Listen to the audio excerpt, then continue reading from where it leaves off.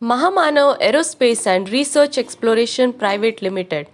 This is an internship program on avionics presented by Priyanka Ayali.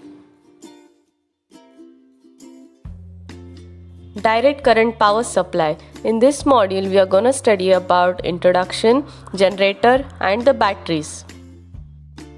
Introduction.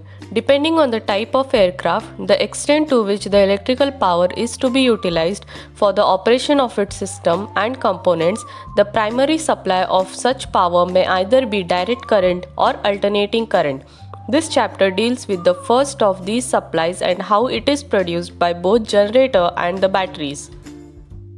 Fundamental principles of generators. A generator is a machine that converts mechanical energy into electrical energy by the process of electromagnetic induction. In both DC and AC types of generator, the voltage induced is alternating. The major difference between them being in the method by which the electrical energy is collected and applied to the circuit externally connected to the generator. To convert the AC produced into unidirectional or DC, it is necessary to replace the slip rings with a collecting device referred to as commutator. In order to smooth out the pulsations and to produce a more constant output, additional wire loops and commutator segments are provided. They are so interconnected and spaced about the axis of rotation that several are always in a position of maximum action and pulsating output is reduced to a ripple as indicated. The figure below shows the fundamental principles of generators. This figure shows the AC generator and the DC generator. This figure shows the graph of the DC generator and the AC generator. Generator classifications. Generators are classified according to the method by which their magnetic circuits are energized, and the following three classes are normally recognized. Permanent magnet generators, separately excited generators in which electromagnets are excited by the current obtained from a separate source of DC. Self-excited generators in which the electromagnets are excited by the current produced by the machine themselves. These generators are further classified by the manner in which the fixed windings, that is, the electromagnetic field, the armature windings, are interconnected. In the aircraft, DC power supply systems and self-excited shunt wound generators are employed, and the following details are therefore related only to this type.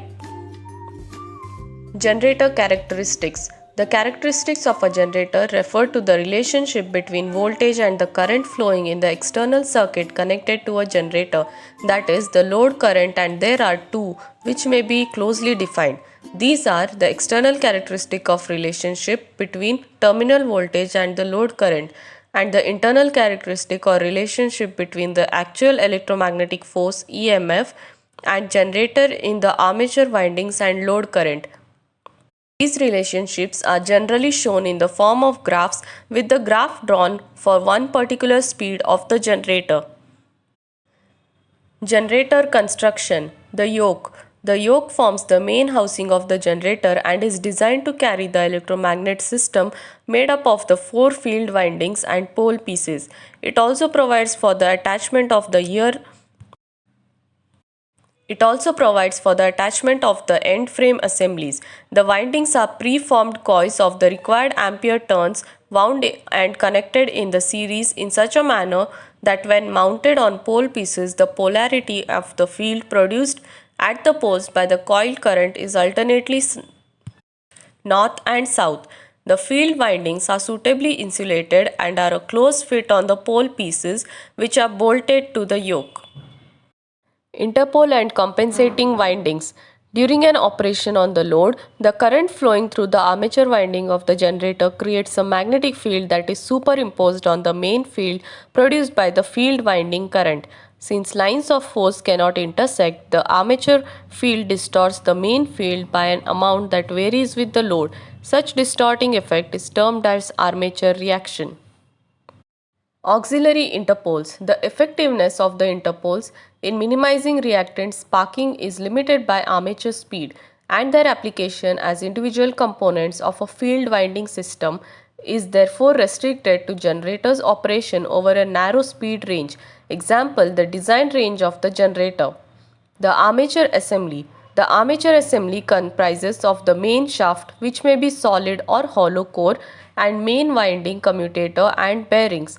The whole assembly is statically and dynamically balanced. In the generator shown, the shaft is hollow and internally splined to mate with the splines of a driver shaft, which passes through the entire length of the armature shaft.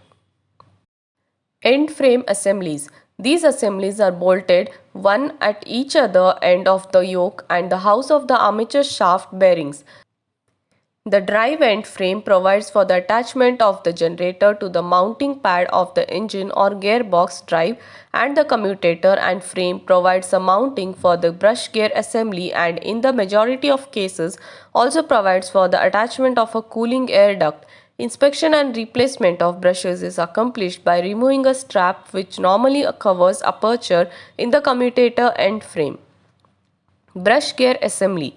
The brush gear assembly is comprised of the brushes and the holding equipment necessary for retaining the brushes in the correct position and at a correct angle with respect to the magnetic neutral axis. Cooling of a generator.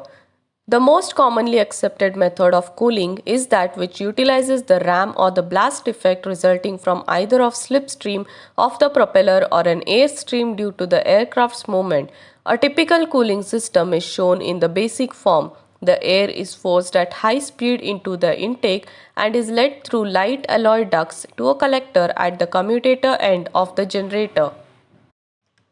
Batteries. In almost all aircraft electrical system, a battery has the following principal functions. To help maintain the DC system voltage under transient conditions, the starting of a large DC motor-driven accessories such as inverters and pumps require high input current which would lower the bus bar voltage momentarily unless the battery was available to assume a share of the load. A similar condition exists should a short circuit develop in a circuit protected by a heavy-duty circuit breaker or current limiter. This function possibly applies to a lesser degree on aircraft where the electrical system is predominantly AC, but the basic principle still holds true. To supply power for short-term heavy loads when generator or ground power is not available, example internal starting of an engine. Under emergency conditions, a battery is intended to supply limited amounts of power. Under these conditions, the battery could be the sole remaining source of power to operate essential flight instrument, radio communication, equipment, etc. for as long as the capacity of the battery allows. Battery types. Numerous types of batteries have been developed and variants of some of them are used in aviation application. These include lead acid. A lead acid battery cell contains an anode made from the lead oxide and a cathode of elemental lead immersed in an electrolyte solution of sulfuric acid. In some lead acid batteries, the electrolyte is suspended in a silica gel or impregnated into a fiberglass mat to make the battery non-spillable. While lead acid batteries have a good energy storage and power provision properties, they are quite heavy and their energy density is relatively low. If overcharged, lead acid batteries can sometimes vent hydrogen gas, which can result into an explosion or lead or fire. Lead acid batteries are often used as the main battery in an aircraft. Nickel cadmium (NiCd). The nickel cadmium cells have an anode made up of cadmium hydroxide and a cathode of nickel hydroxide that are immersed in an electrolyte made up of potassium, sodium and lithium hydroxides. Nickel cadmium batteries require relatively low maintenance and are reliable and have a wide operating temperature range. The nickel cadmium batteries are subject to memory effect and may experience thermal runaway if overcharged. Many countries impose strict disposal regulations on nickel cadmium batteries because of the heavy metals used in their manufacture. The nickel cadmium batteries are suitable for many aircraft applications, inclusive of the main aircraft batteries. The location of batteries. In an aircraft, depending on the size of the aircraft and on the power requirements for the operation of essential services under emergency condition, a single battery or several batteries may be provided. When several batteries are employed, they are most often connected in parallel, although in some types of aircrafts a series connection is used. Example, two 14 voltage batteries in series while in others a switching arrangement is incorporated for changing from one method of connection to the other. Batteries are installed in individual compartments specially designed and located to provide adequate heat dissipation, ventilation of gases, and protection of airframe structure against corrosive elements. At the same time, batteries should be located as near the main and battery bus bars as physically possible in order to avoid the use of long leads and consequent high resistance. Batteries are normally mounted on and clamped to a tray secured to the aircraft structure. The tray forms a catchment for any acid which may escape from the battery. Battery connections. The method of connecting batteries to their respective bus bars and power distribution points depends largely on the type of battery employed and on the aircraft's electrical system. In some cases, usually on smaller types of aircraft, the connecting leads are provided with the forked lugs which fit into appropriate battery terminals. However, the method most commonly employed is the plug and socket type connector. It provides a better connection and furthermore shields the battery terminals and cable terminations. Onboard battery charger units. In most type of turbojet transport aircraft currently in service, the battery system incorporates a separate unit for maintaining the battery in a stage of charge. Temperature sensing elements are also normally provided in order to automatically isolate the charging circuit whenever there is a tendency for battery overheating to occur. The circuit of onboard charger units, as they are generally termed, vary between aircraft types and space limit description for all of them. We may, however, consider two examples which highlight some of the variations to be found.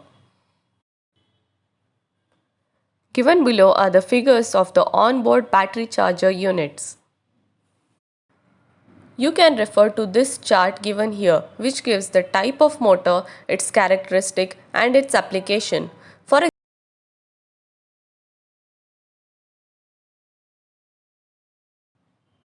This was all about the direct current power supply. Thank you.